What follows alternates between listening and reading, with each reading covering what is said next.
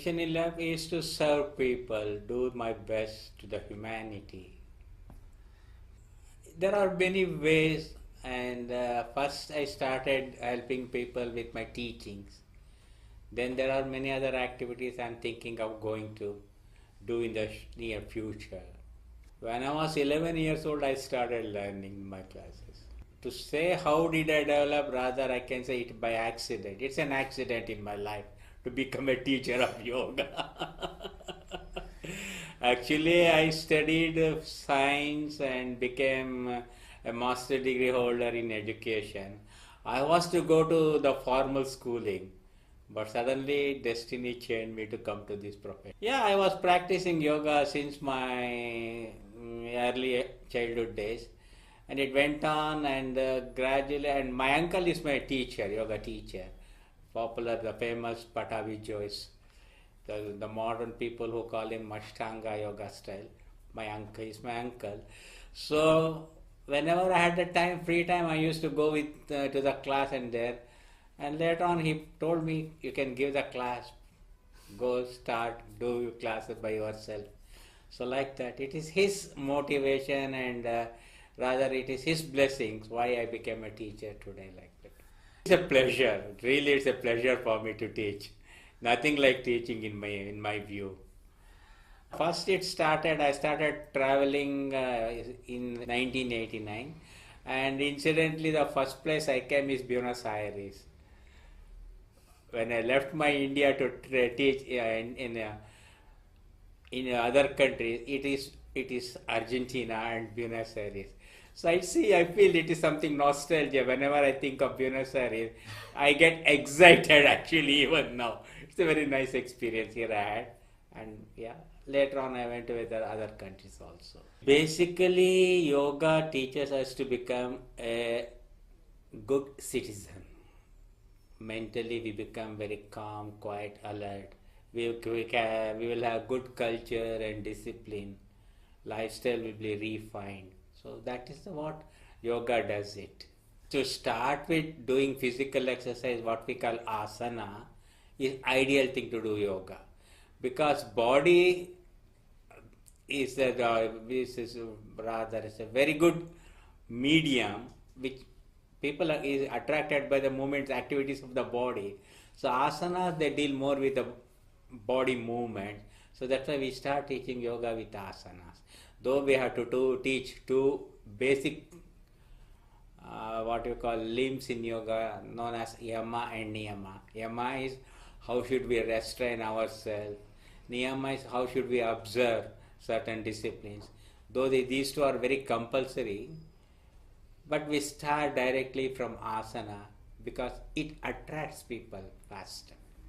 Basically, there is a cultural difference.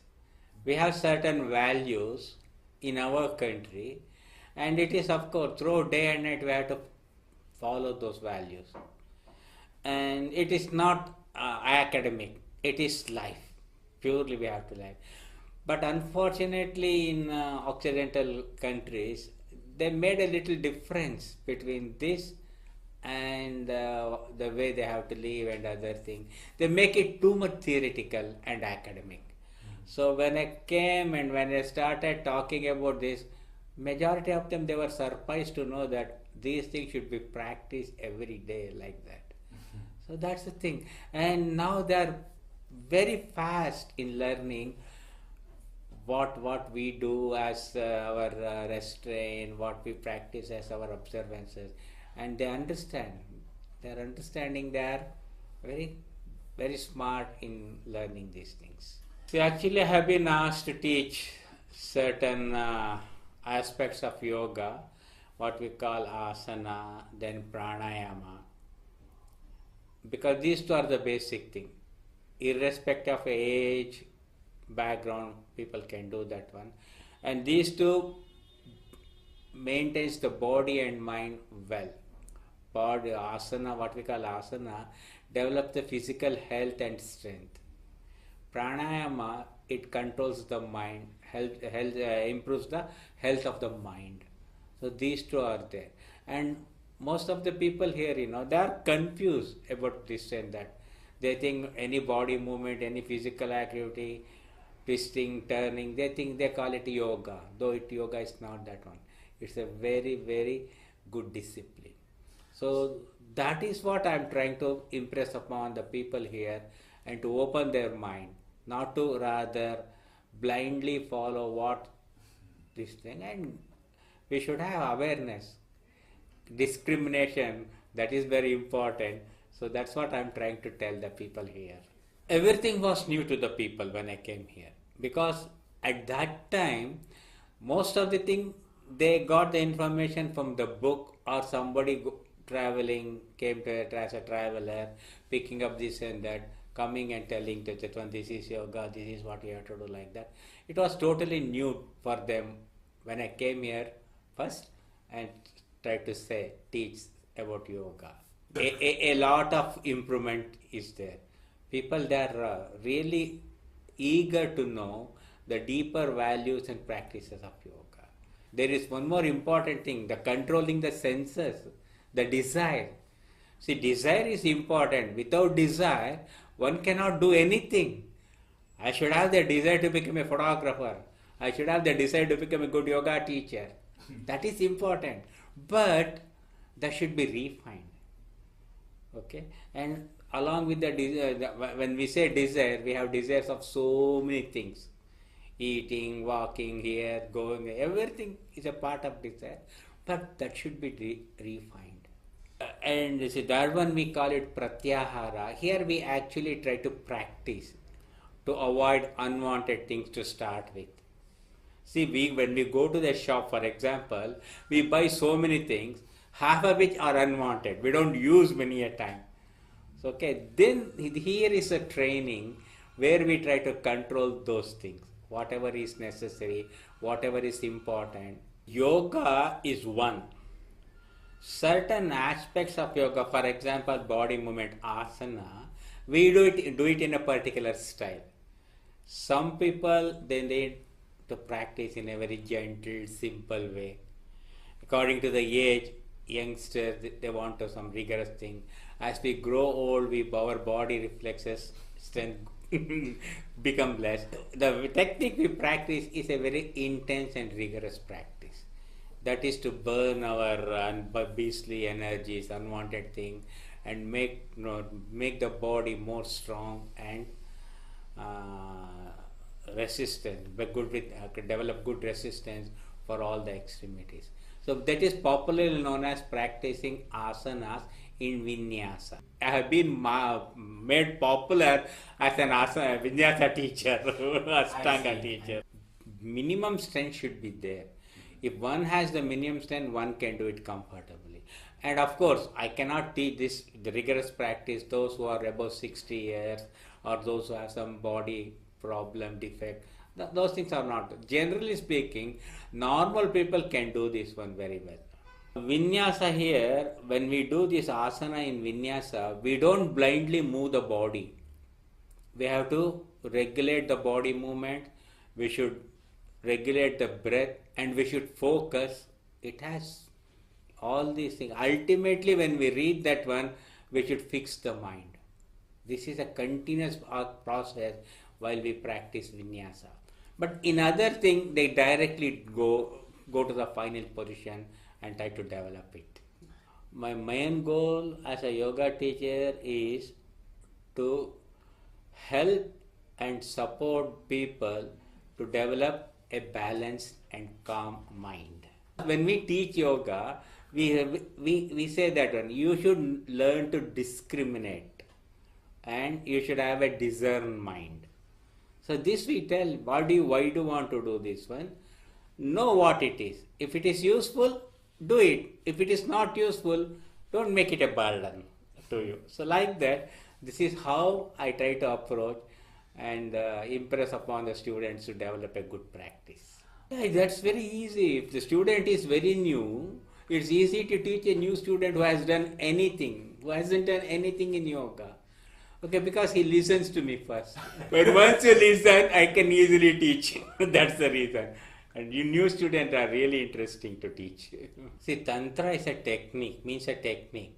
When we go to a higher level of yoga practice, most of the theoretical aspect we call it yoga. And to do those theoretical aspects, the practice we call it Tantra.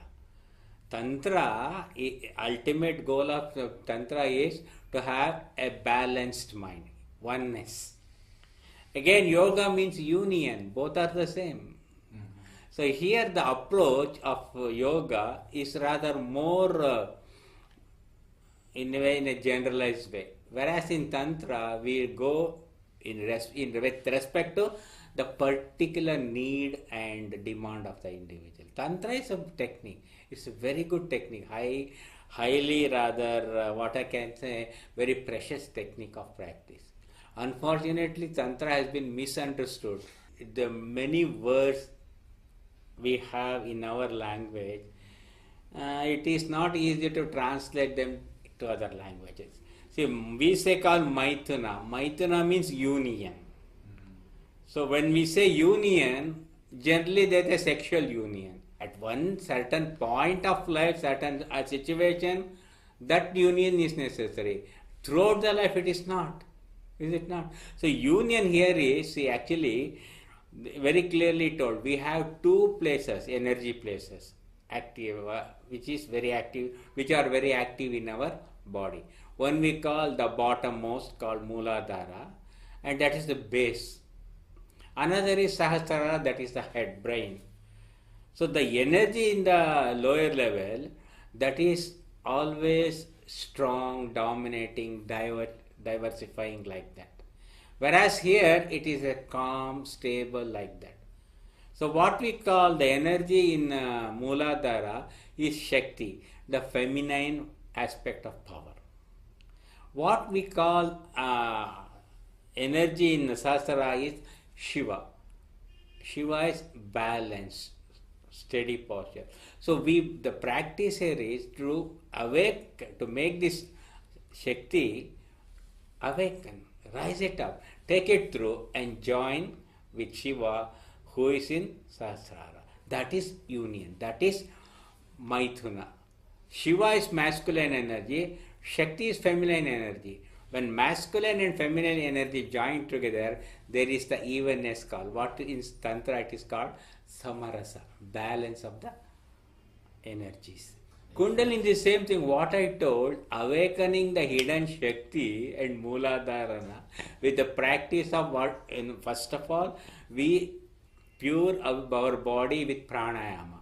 And there are 7 stages, stops. 7th is here.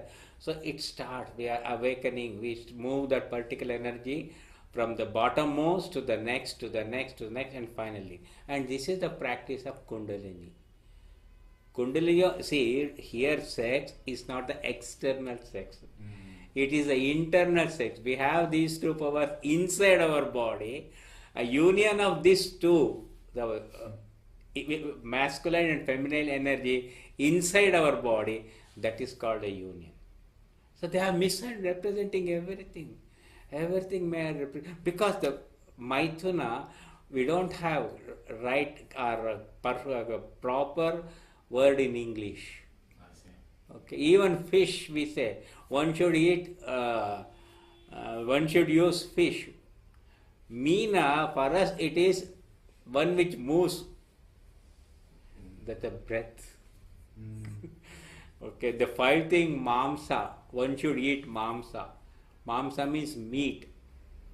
Meat is not that it is firm, steady, that which is consumed.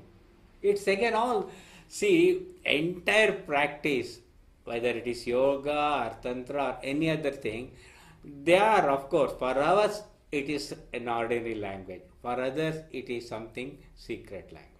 You should know the subtle meaning of all these things.